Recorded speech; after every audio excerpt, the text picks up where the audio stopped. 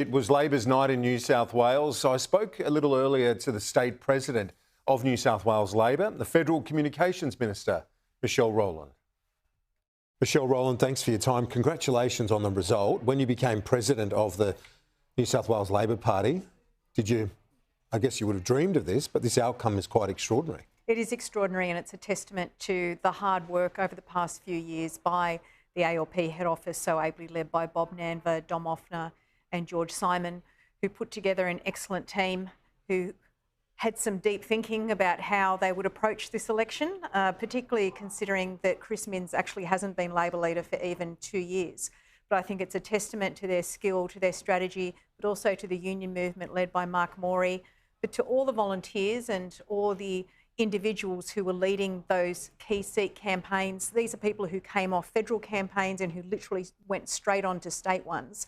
And I think the skills that they learnt there really augured well for this campaign, and the proof is in the result tonight. So given Chris Minns hasn't been in the job as opposition leader for that long, and this is a huge step up now, isn't it, to the job of Premier, is he up to it? He is absolutely up to it, and I think he demonstrated during the campaign his ability to connect with people over that 2 years, the ability to formulate policy and to run an effective team. He's one of those leaders that believes he is only as strong as his team.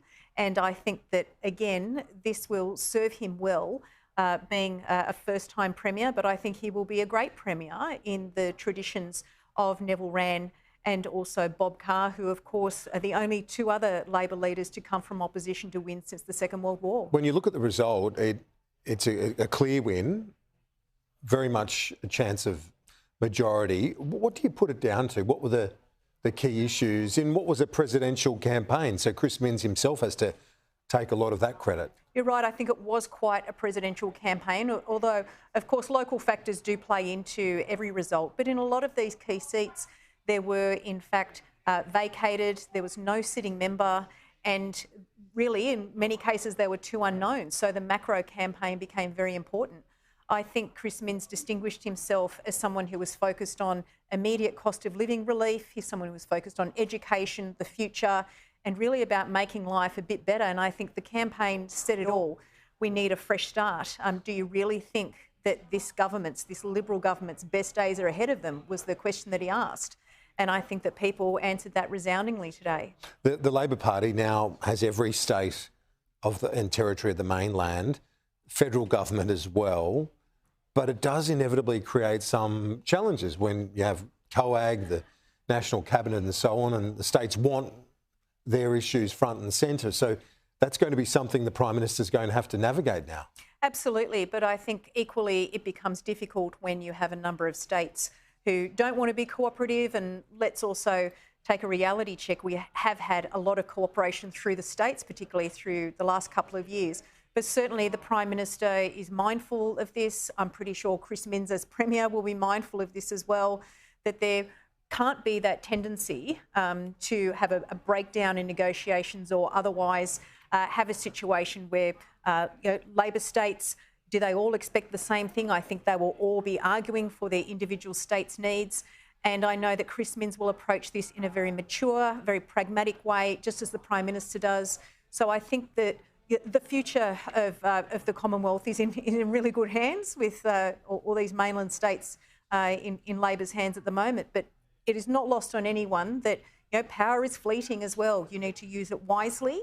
And I'm absolutely confident that Prime Minister and Premier-elect Minns will take all that on board. You would remember clearly that not only the division at the federal level in the Parliament, Rudd and Gillard, and then of course, the 2011 result in New South Wales, a landslide away from Labor. These things do come and go, but the Liberal Party right now facing challenges between combating the Teals on the left and then the more conservative flank on the right. It's an issue different to what Labor's gone through, but not that different. You've had your own identity crisis over recent decades. Things can change very quickly, and I think the antidote to that is being a disciplined and professional team. And that's been demonstrated today in New South Wales. So I think Prime Minister Albanese demonstrated that last year, and he continues to grow into this job, into already not even a year, a very effective Prime Minister. But certainly the Liberal Party will be doing a lot of soul searching, including with their National Party counterparts. They do have this series of issues ranging from were we left-wing enough, were we too right-wing, really all these personalities, and that's before you even get to thinking about how are we going to appeal to the people of New South Wales next time around. I mean, these are their own demons that they will be forced to confront. But again, we wait and see. We don't even know the makeup of the parliament yet or who will be the last men and women standing. When you look at the result, what's the most encouraging seat or seats area that you've spotted in these results? Well, for me personally, it's the result in Riverstone.